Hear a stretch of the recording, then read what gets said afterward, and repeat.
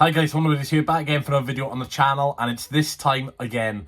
It's the predictions where people look back in a year's time and think how much of an idiot you are and unsubscribe from your channel because your predictions are atrocious. Now, the last couple of seasons, in terms of my tier predictions, I've had about 4 out of 24 right in the last couple of seasons, so pretty poor. I've had some stinking predictions over the last couple of years, but this season, I'm going to get 24 out of 24 right. I'm feeling confident. I just want to stress, I am recording this video on the Tuesday, 3 days before the championship season starts. This video will be going out Wednesday, 2 days before the season starts. If any transfers happen overnight, then I won't be able to include them.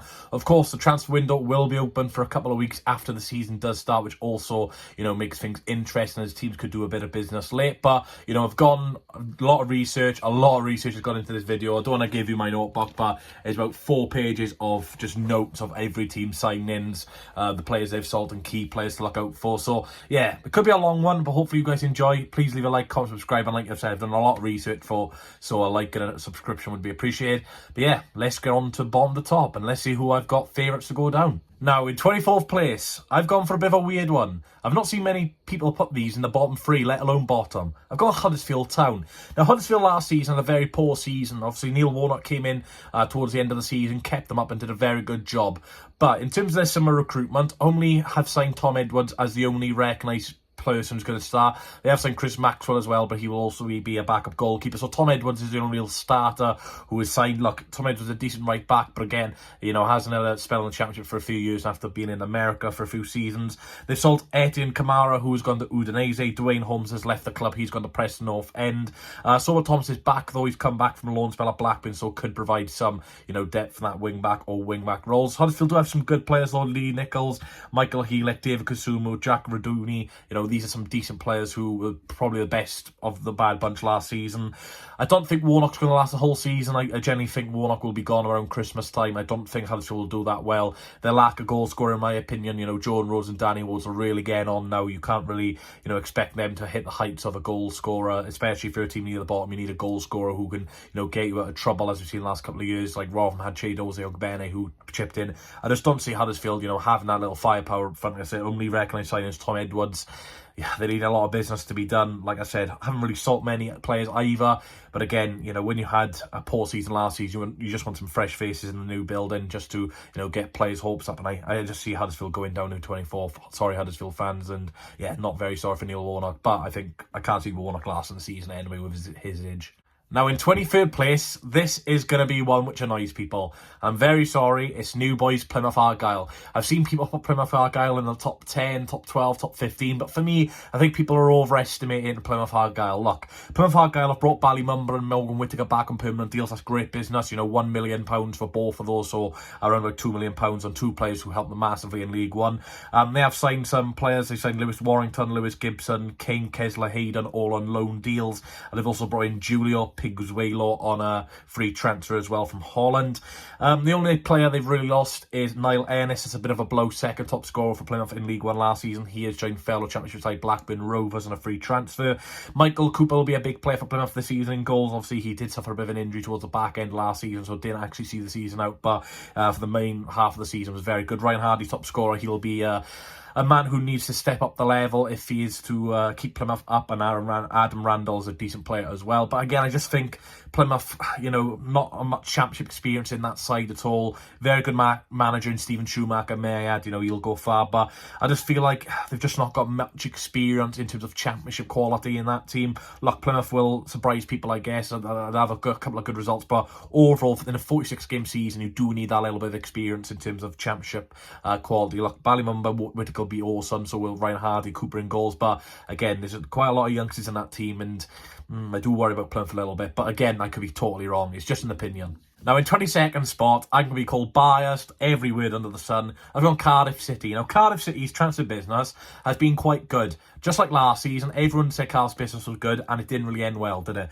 They've signed Carlin Grant, which I think is, a decent signing, I guess. Hasn't done it for a few years at West Brom now, but again, he can just turn it round his form any way or another. And Ramsey's coming in a free transfer, 27 games in league earned last season, so, his fitness worries last season wasn't much of a problem, as he had a decent season in Nice. Yaku Mayday, Dimitri Gutas have come in as well. Mayday and Gutas have come in as free transfers. They've also brought in Josh Bowler today on a loan, which, again, he's not really been doing it for a couple of years now since his first spell in the Championship with Blackpool. Obviously went to Olympiacos, did poor. Blackpool last season was quite poor as well, so that'll be an interesting one. They've also been getting Ebo Adams and Jamilu Collins back as well. They both signed last one, but both had long-term injuries, so they'll be, basic new signings, I guess you could say. Callum Robinson, when he was fit last season, was Cardiff's probably main threat in attack before Sorry Cabra came in. Of course, they have lost Sorry Cabra as well, and Jaden Philogene, which are big blows. Matt Cash has also left the club as well. Errol Bullett's first season in the EFL, I know people are saying, lack of championship experience, but, he's got a decent pedigree abroad. But the only reason I just think Cardiff will go down is just because, again, look, they've brought in quite a lot of players this summer. They did the same last summer and it didn't really work out. It's an interesting one. Look, Cardiff could do really well this season, could do really bad. Like I said, they've done really well in terms of the transfer recruitment with a transfer embargo. But for me, I just feel like it's just a lack of legs in that side. Like I said, Adams and Collins will provide a bit more of a spark in terms of, pace in the side. But again, these are players who are improving at this level because obviously last season they were injured. And, Ramsey, it depends on the formation they play. If he plays in the midfield too, I think, he'll just get outran and, he could struggle in terms of fitness-wise. But hopefully Cardiff go down anyway. But, look, Cardiff will be near enough the bottom, 17 from below. There's no doubt about that. I've seen people predict Cardiff top 6, top 10. I've generally seen predictions of that, which is just stupid. Look, Cardiff, if they stay up this season, it's a good season because they're not a great financial situation. So, yeah, that's my bottom 3. In 21st place, to survive the drop again, I've gone for Rotherham United. Now, I've seen so many people predicting Rotherham United to go down without any actual analysis. It's just that, they got rid of Ogbene, they're not going to score goals, they're going down. It's really lazy analysis. Rotherham United had a really good season last season under Matt Taylor. Obviously, Paul Warne left the club about a couple of months into the season. Matt Taylor came in and, did a tremendous job on a string shoe budget. They've brought in Fred Onyedima, Cafu, really good championship experience players there, especially Cafu at Nottingham Forest, who's quite good under Sabri Lamucci. Grant Hall has also come back to Rotherham United. Connor Washington, Wes Harding and Chidozie Ogbene have also left the club. Ogbene's a huge loss, but like I said, have replaced him with Onyedima on a loan deal. He's not going to bring as much quality as Ogbene, but, Onyedima is proven at this level with Luton Town. Victor Johansson, one of the best goalkeepers in the championship last season, he's still at the club, which is brilliant for them. They've got some experience as well. Lee Peltier, Sean Morrison, Tom Eves and Jordan Hugill will all provide something. Peltier and Morrison, of course, have a good connection both at Cardiff a couple of years ago under Neil Warnock, so those two will be a solid pair if they can stay fit. And I really like Jordan Hugill, even when he's at Cardiff. I thought, he's a decent player and, doesn't bring too many goals to the side, but again, he's a big man up front and can always provide a bit of trouble for the defence. Like I said, Matt Taylor can build a bit of momentum for this season anyway. If Rotherham step again, it's a fantastic season. And I just think Rotherham have that real unity to them, and unlike teams like Cardiff and, teams like that, I think Rotherham have a really strong connection. Like I said, don't have the biggest budget in the world, haven't, spent millions and millions in the summer, but I just think the recruitment's been pretty smart. Like I said, they've replaced Ogbene pretty good as well with Onyedima. I think that's a very good replacement. Got players like Johansson, and when you got a goalkeeper like Johansson, you've got every chance in the league. So, look, I could be wrong. Rotherham could go down, but in my opinion, I think they'll survive. In 20th place, I've put Sheffield Wednesday. Again, similar to Rotherham, really, where people will just pick them to go down in the bottom 3 without giving any analysis. Now, of course, Darren Moore has left the club, and I think they'd be in a lot better situation in terms of people's prediction if Moore stayed instead of hiring Xisco Munners. But people got to remember, Xisco Munners got Watford promoted. I know he had a fantastic squad, but again, the job had to be done. And obviously in the Premier League, he did kind of struggle. But look, the Premier League is a fantastic league with some fantastic players and a lot of bloody money. So, not every man will survive in the Premier League. But they have signed Dishon Bernard, Paul Valentine, Juan Delgado, Ashley Fletcher and Reece James. So some businesses starting to come in for Sheffield Wednesday. It was a little bit slow on the transfer front, but are starting to build up momentum in that aspect. The only real senior player they have lost is Fasiu Deli Bashiru. He is left on a free transfer. They do have some very good championship experienced players in terms of Dominic Iorfa, Barry Bannon, Will Vokes, Michael Smith and Josh Windass. Of course, the latter scoring the winner in the playoff final against Michael Duff's Barnsley. Yeah, I think Sheffield Wednesday will do alright. I can understand people's, worry for them in terms of their lack of squad depth. I think they've only got one senior goalkeeper at the moment. Now, you've got to take into the fact, the window's still open for another 3-4 weeks when the season starts. You've got to take that into effect. And I think, Xisco Mullins will do alright at Sheffield Wednesday. Look, I'm not sure if he'll last the season, but when you've got a fan base like you know, Sheffield Wednesday at Hillsborough. It's a very, very tough place to go, and, you know, Sheffield Wednesday are a great team with great fans, and yeah, I think they'll survive, which will be a decent season coming back up from League One. In 19th place, I've gone for Queen's Park Rangers. Again, seen these in the bottom three quite often this season. Now, Queen's Park Rangers have a lot of very good players in terms of their books, but let's go into their transfer business then.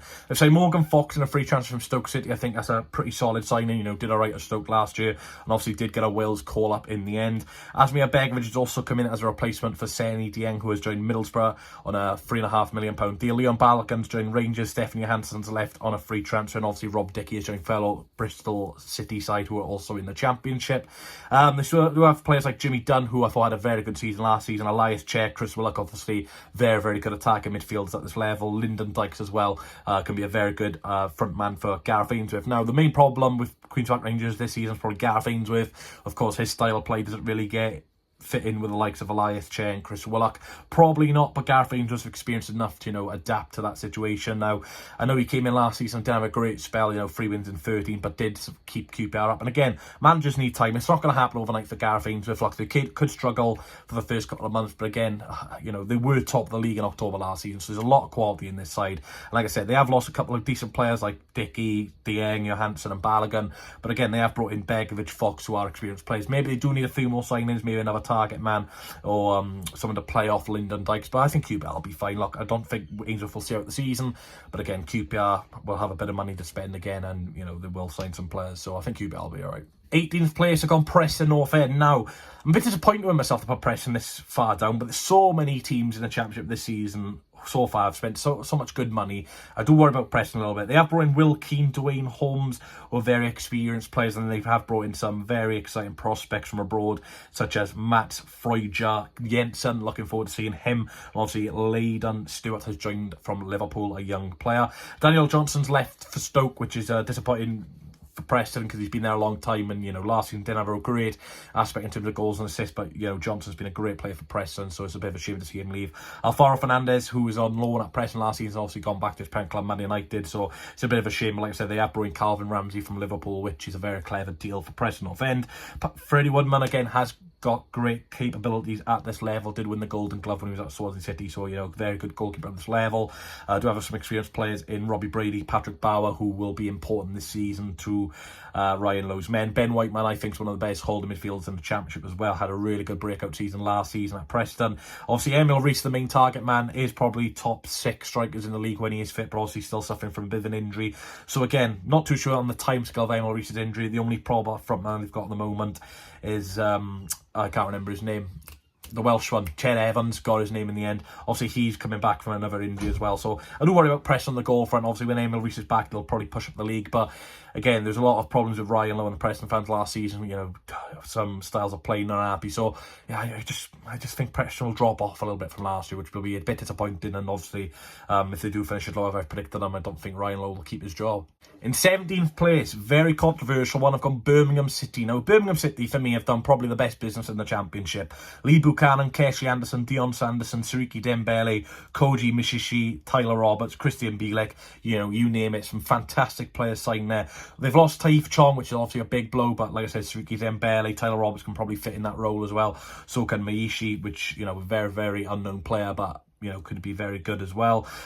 Joe Bellingham has also left the club.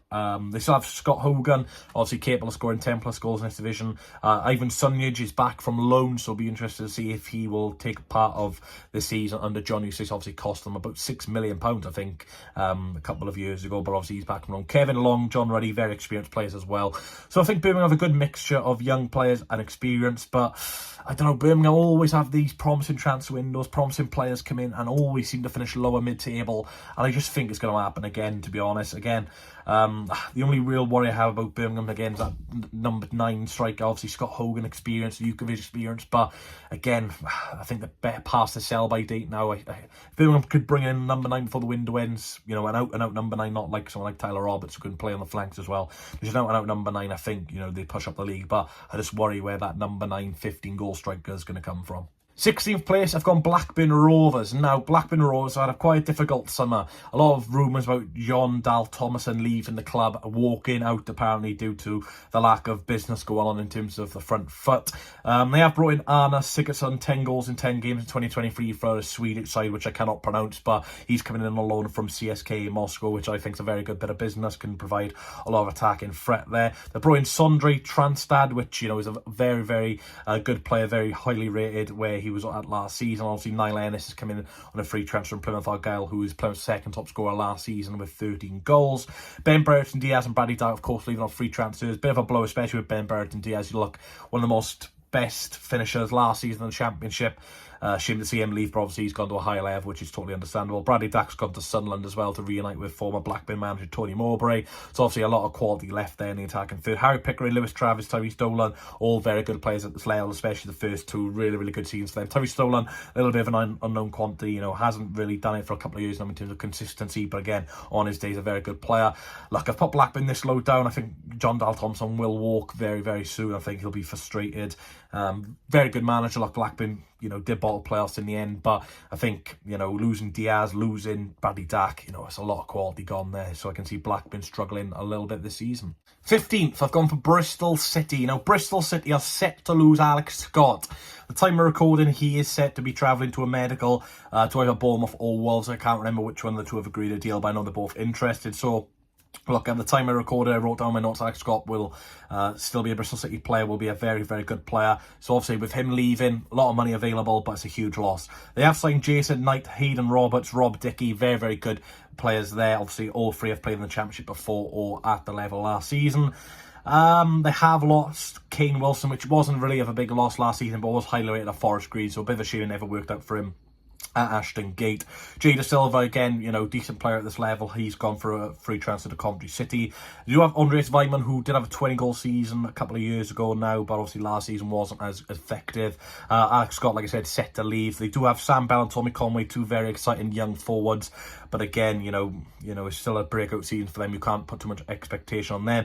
But again, Nigel Pearson, he's done really well in terms of, getting the wage bill down, getting a lot of youngsters through the door. But Bristol City, really want to be pushing on. I'm not sure if Nigel Pearson's that man anymore. Obviously, very, very experienced manager. But, when you've got such a young team, like Bristol City have some very young, excited players, Alex Scott, Tyro Corden, still technically a Bristol City player, Sam Bell, Tommy Conway, players like that. You probably want a younger manager to really, connect with these players. So I think Bristol City will have a decent season, won't go down, won't go up, but again, just a very average season. 14th place, I think this one will be controversial again. I've got Ipswich Town. Now, a lot of expectation in Ipswich Town. Obviously got promoted last season, finished second in League One. Very, very tight between them and Plymouth for top spot. They have signed Amari Hutchinson on a loan deal from Chelsea. Very, very good business indeed. He'll be a very frightening prospect for them this season. George Hurst has also joined a permanent deal after a successful loan spell last season for about £1.5 million.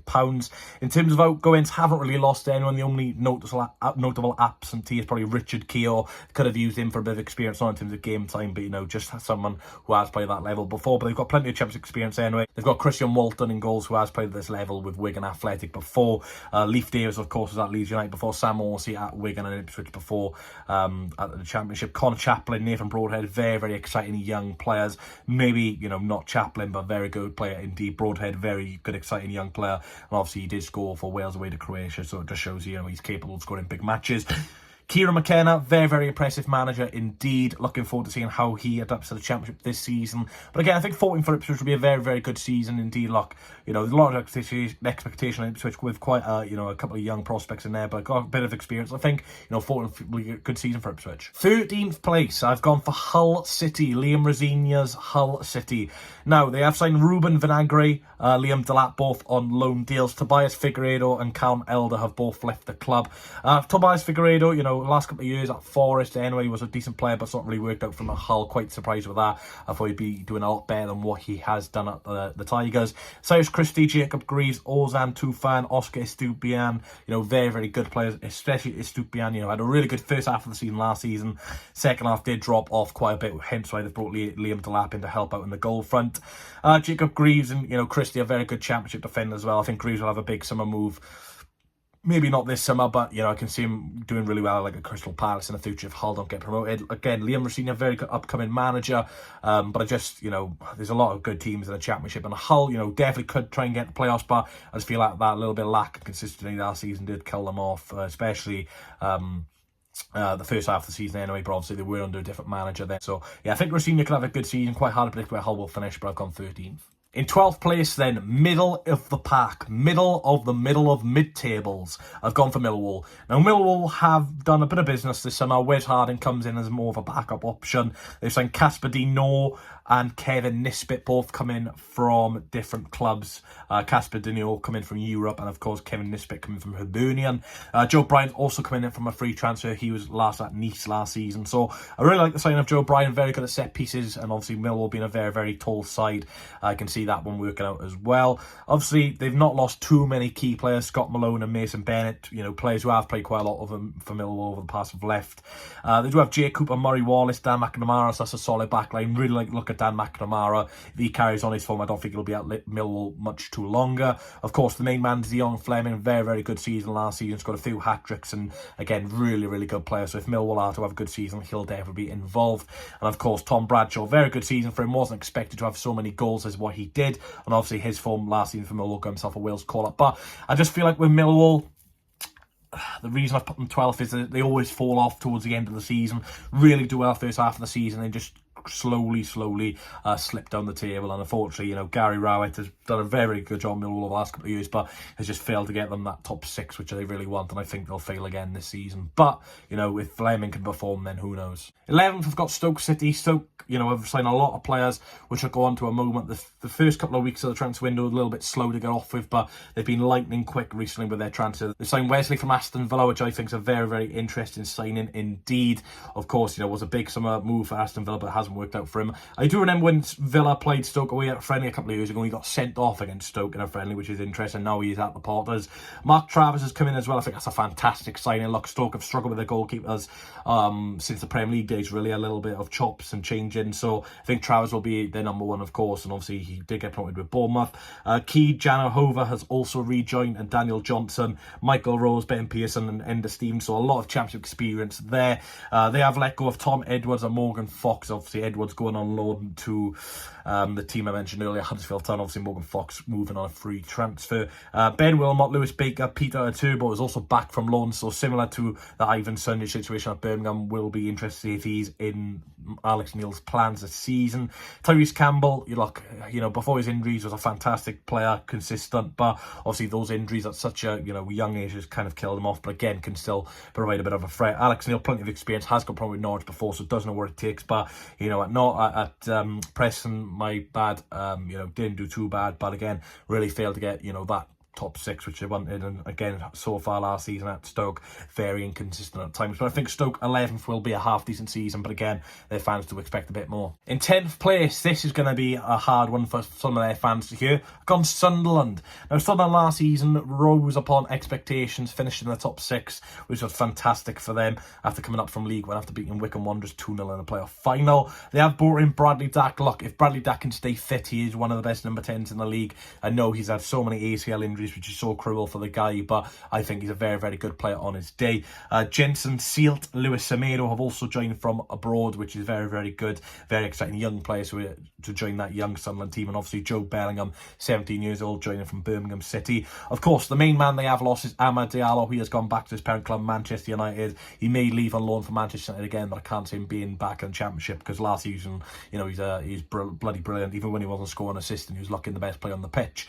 Of course, Sunderland do have some very, very good players anyway after last season. Anthony Patterson, very, very good season for him. Ross Stewart, again, one of the best players in the Championship in terms of scoring goals if he can stay fit. A few injuries from last season, and obviously him and Ellis Sims as a front two is absolutely phenomenal. And I just think if Ross Stewart could have stayed fit for the playoffs, then Sunderland could definitely have maybe even gone up to the Premier League at first time of asking. Jack Clark still at the club, had a lot of interest from Burnley in the summer, but so far it's so good for Sunderland fans to him say. Of course, Patrick Roberts, very versatile player as well, is a decent player. Yeah, I've got Sunderland 10th. Again, it's just mainly mainly due to the fact that Ross Stewart was always injured. Also, they have brought in Louis Semedo up front as well. But yeah, it's a very young squad, Sunderland. So we saw last season there were some very poor results, especially at the Stadium of Light. So I feel like if they should have brought in a little bit more experience, obviously Bradley Dack brings that, but again, injury prone. And of course, they did have a lot of problems at the back last year of injury. So if Sunderland can stay injury free this season, could definitely finish top 6. But again, you know, it all depends on injuries. 9th place, I've gone for Vladimir Ismail's Watford. Now, how long Vladimir Ismail will stay in the job will be very interesting to see. Watford don't like to keep their managers for very too long. Obviously, Rob Edwards this time last season was in charge of Watford. A season later, he's now in the Premier League with Luton Town, Watford's arch rivals. Watford then have brought Jamal Lewis on loan. They've brought in Tom Ince for about £50,000, which is a remarkable deal due to a release clause at Reading. Jake Livermore joins on a free transfer, obviously will be known under Vladimir Ismail at West Bromwich Albion. Reece Healy has come in over from France as well, from a Cardiff City player, and obviously Matthias Martins has also come in. They have lost Mario Gaspar, Christian Cabasele, Ismaili Sergio Pedro, the last two there. Ridiculous losses for Watford, huge losses. So, you know, a lot of goals have gone there, a lot of creativity, but again, have had very good money for both of those players. And obviously William Trost Okong has also left. He has gone as well. They do have some very good players anyway. Wesley Hoyt, Jeremy Ngakia, Imran Louza, Ken Sema, very good players for Watford. Probably some of their stand-up players last season. Vladimir Ismail has been very good at this level before. Obviously did very well with Barnsley to get them playoffs at West Bromwich Albion. A little bit of a poor job, but again, you know, third time lucky, maybe he'll do well at Watford. But you know, with Watford's ownership, then he'll probably be gone by September after a couple of draws. But yeah, I think Watford will have a decent season. Again, I've seen people predict Watford like 16th, 17th. I think that's just ridiculous. A team of their size won't finish that far down, especially when they got some very good players and very good manager. Now in 8th position, I have gone for my team, Swansea City. Now with the Swans over the last couple of years, I've kind of done a little bit of an injustice. I don't want to put us too high up because I think people say I'm biased and stuff like that. And obviously the last couple of years I've actually under-predicted where we were going to finish. We've always done a lot better than what I've predicted. So I've gone up the guns a little bit. I've gone 8th, you know, obviously between 8th and probably 14th for Swansea and Ipswich Town. It could all change. You've got teams like Millwall, Hull, Sunderland, Stoke in there. But for Swansea, we've done some really good business this summer. Obviously Carl Rushworth coming in, very highly rated goalkeeper. Like I said, 20 clean sheets for Lincoln City last season. It's ridiculous. Obviously we have brought in Makola Kukrovic as well from Hibernian. Very good signing. Looks a very good player. 5 goals in 10 starts last season. Obviously, again, very injury prone, which is a bit of a shame. Jerry Yeats, again, fantastic signing for Swansea City. Did really well over relegated Blackpool side last season. Josh Key comes in, very highly rated. Harrison Ashby's set to join the club as well. Very good rated fullback. And obviously, Josh Ginley has also joined in from Hearts. So Hearts and a Burning player in the same team. Could be a very interesting, feisty affair, that one. We have lost, obviously, Morgan Whittaker, which, you know, is not such of a blow for Swansea as he didn't play often last season, but again, is, you know, capable of providing a threat. Ryan Manning, of course, huge loss for Swansea in terms of an attacking outlet. 5 goals, 10 assists from left wing back last season, so will be hard play to replace. Just defensively, you know, wasn't solid, but going forward, fantastic. We have managed to keep so far Bengabango and Nathan Wood, 2 very highly rated centre backs. Obviously, Nathan Wood was getting links to like Arsenal and stuff like that, so it's great to see him still at the club. Matt Grimes, obviously, and Joel Perot, very highly rated players, 2 of the best players last season, especially Perot, 19 goals in the Championship for him last season. Still probably going to go, but at the time of recording, still here, and you know, we've got a very good attacking outlet. Obviously, Matt Grimes, captain, so consistent, very good player. And again, we've got Michael Duff in charge, who has done a very good job everywhere he's been. Did really well with Cheltenham, got them promoted. Barnsley, you know, had a lot of turmoil in the summer, got them into a playoff final where they were down to 10 men after 50 minutes and managed to drag the game to extra time. And obviously, they lost in the last minute. But look, people can call me biased, but like I said, between Swansea and Ipswich, it could all change. But I generally think we'll have a great season. Like I said, not lost anyone of a notable quality apart from Ryan Manning. Brought in a lot of players, and a lot more players will join the club as well. So yeah, it's looking really good for Swansea City. Now in 7th place, probably one of the positions you don't want to finish, as it'll be heartbreak in terms of you being so close to the playoffs and not getting over the line. And this team will be used to heartbreak. They lost in the playoff final last year. I've gone for Coventry City. Now, Coventry City have spent a lot of money this summer. Obviously, Victor Yoker is going. We'll touch on that in a moment. They have brought in Milan Van Iwick as well as a wing-back. Bobby Thomas has joined from Burnley. Joe Latabody has joined a free transfer from Swansea City. Ellis Sims has joined the club for Everton for a rumoured fee of about £4 million up front, and obviously the potential add-ons are into about £8 or £9 million.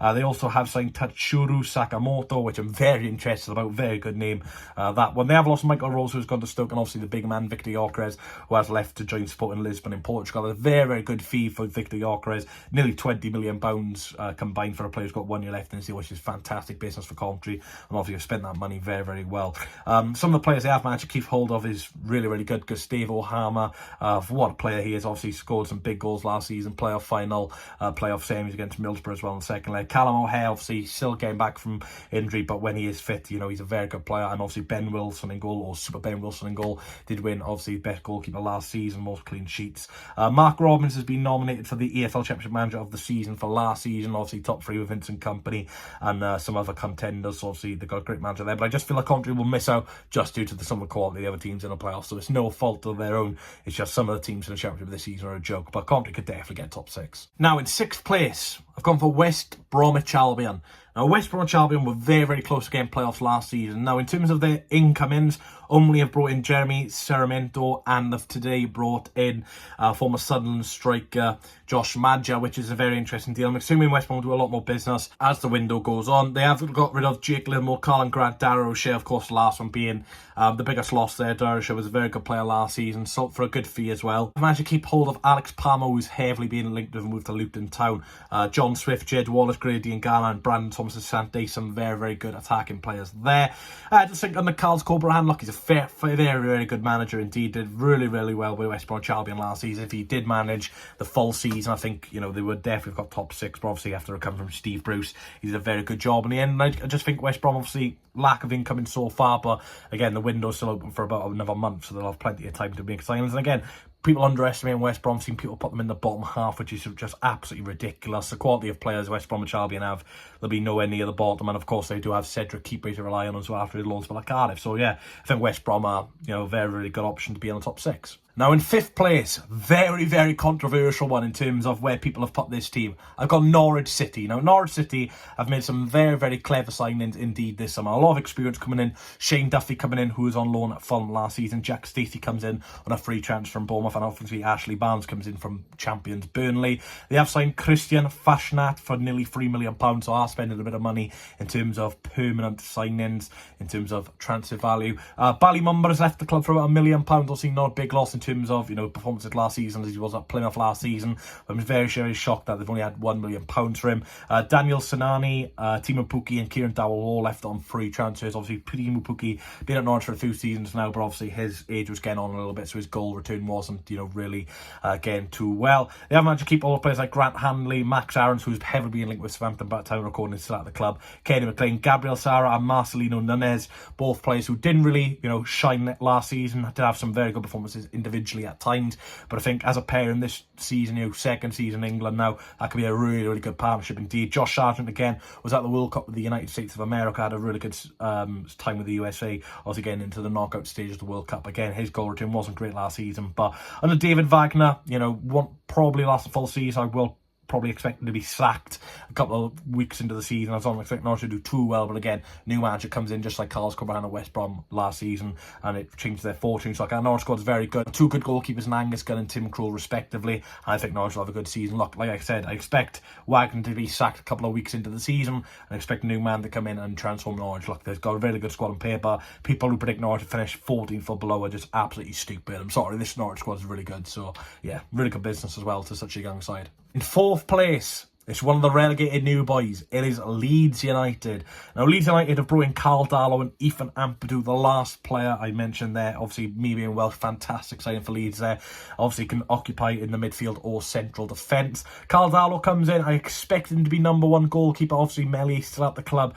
Obviously, Melly last season did have a very, very poor spell in the Premier League and did get replaced by Joel Robles in the end. But Darlow comes in for around about £400,000. Won't be on cheap wages either. So I do assume Mesley will be moved out or be number 2 for Darlow to be number 1. Look, they have sold a lot of players at Leeds, especially on loan. They haven't really recouped much transfer fees at all. Max Warber, Mark Roca, Rasmus Christiansen, Brendan Harrison, Diego Lorente, Robin Koch have all left on loan. So very, very big signings there, all left on loan, so not getting much fees at all. The only notable absentee on a permanent basis is Rodrigo, with a sign for about £28 million.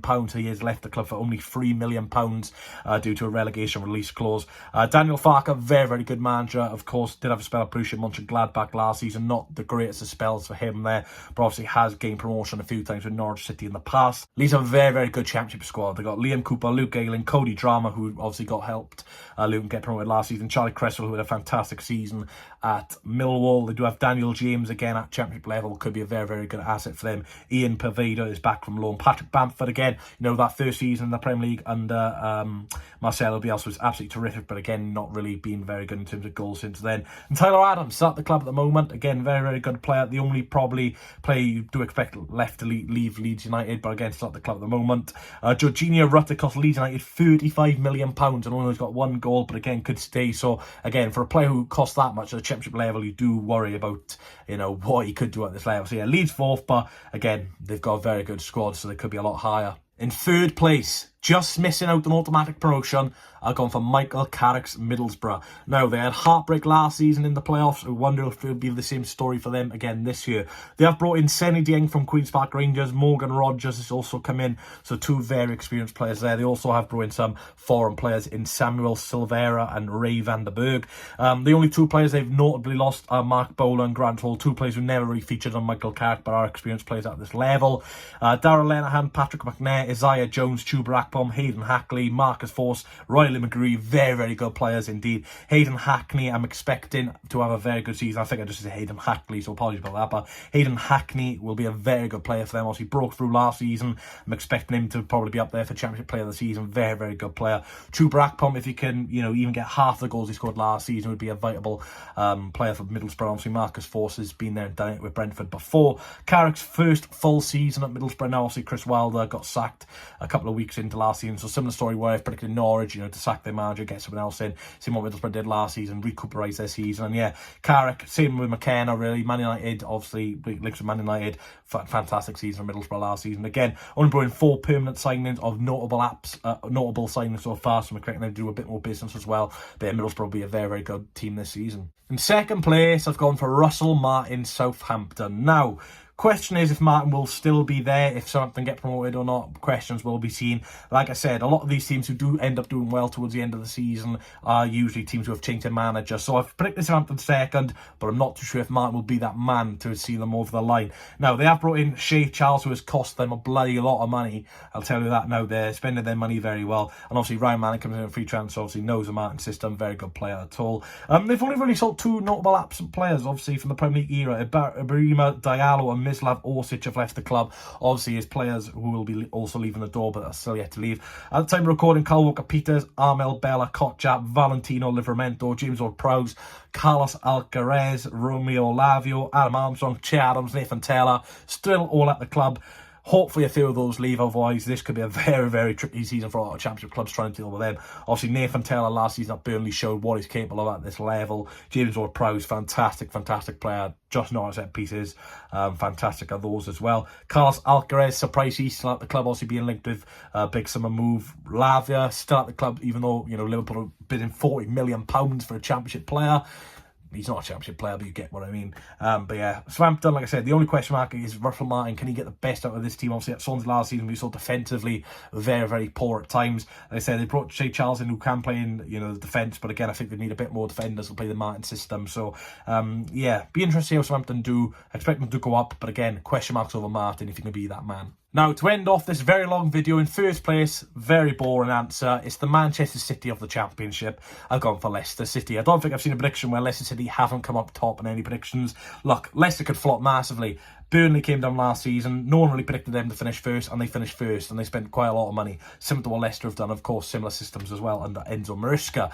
Now, they have signed Steffi Mavidi, Callum Doyle, Connor Cody, Harry Winks, and Mats Hermansson. In terms of their goalkeeping department, they've got Danny Ward, Daniel Iverson, who was fantastic at pressure. Now, Mats Hermansson. In terms of 3 goalkeepers, all 3 of those could definitely play in the top 8 of the Championship, even Danny Ward. So yeah, they've spot for choice in terms of the goalkeeping department. Obviously, they have lost some notable players. Harvey Barnes has left the club. Daniel Amati, Ayoze Perez, Yuri Tillmans, Cagley, and Juve all left on free transfers. And obviously, they've got money for Harvey Barnes and obviously James Maddison, about 75 million for those 2 combined. Like I said, they have spent their money on Harry Winks, which I'm a little bit unsure about £10 million for a player who's approaching his 30s now, you know, has never really hit the heights of what he's expected. But again, you know, Enzo Maresca could get the best of him. We're looking forward to seeing Callum Doyle this season. Fantastic season at Coventry last season. Obviously, his first game as a Leicester player will be against Coventry City. Some of the players Leicester have managed to keep are absolutely ridiculous as well. Ricardo Pereira, Timothy Castagna, Harry Suter, James Justin, Wilfred Ndidi. How has he started the club? Keenan Dewsbury Hall, Jamie Vardy, Kelechi Iheanacho, Patson Daka. Crazy, absolutely crazy. You know, this Southampton, wow. The only thing about Leeds is they've probably sold all their dead wood. But the only problem I could probably say about Leicester is they've got a lot of players who played in the Premier League last season. Wilfred Ndidi and players like that. Obviously, Iheanacho, Dewsbury Hall. Will these players be up for the fight of the Championship? We saw it with Stoke. They kept a lot of the players who came down to the Championship and never worked out for them. Sometimes it works, sometimes it doesn't.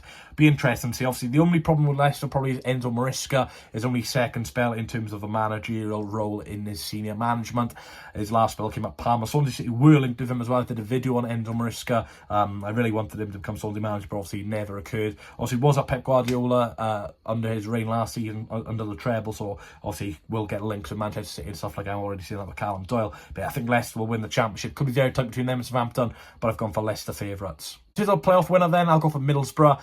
Very, very consistent team. Like I said, some got very good goal scorers and very good manager. Very close last season. And usually you do see a team who finished in the semis last season and get to the final and do well. Like we see with Luton Town, obviously lost in the semis, came to the back to the final and obviously won the whole playoff. So yeah, those are my predictions. 1 to 24. Been a very, very long video, but hopefully you guys can understand the amount of research I've done for this video. Obviously, I really like doing this. I don't like just saying 24 teams in a video lasting 10 minutes. You can tell with a length of a video how long people have done research for. If people don't want to do research, that's fine. But look, I like doing research, and you know, some people will be disappointed with where I put the teams, but it's just my opinion. Between, you know, especially the playoff teams is so hard, and obviously near the relegation zone, it's a little bit easier to with the promotion. But hopefully you've enjoyed the video, guys. Let me know your predictions down below. Let me know if you agree or disagree with any of my predictions. Expecting a lot of disagreements. But yeah, it's been a very, very long video, guys. If you could please like and subscribe as well, it would be appreciated. If we get 100 likes on this, it would really, really mean a lot, considering I spent about 2 hours of my time last night recording these predictions. Watch none of them be right now. I've wasted 2 hours of my life. But hopefully you enjoy the predictions anyway, guys. Like I said, a lot of championship content coming up this week. I'll have a Birmingham City preview on Friday, and obviously the Harrison Ashby video will be out as long as it's not been announced. Yeah, thanks for watching, guys. From my front tough to my camera, thanks for all watching. And yeah, what a season this is going to be. Some of the players in this league, I've already said, they should not even be in the Championship. What a joke. Thanks for watching. Catch you all in the next one. And yeah, I'll see you next year for another Championship prediction video. Hopefully, my club will be in the Premier League.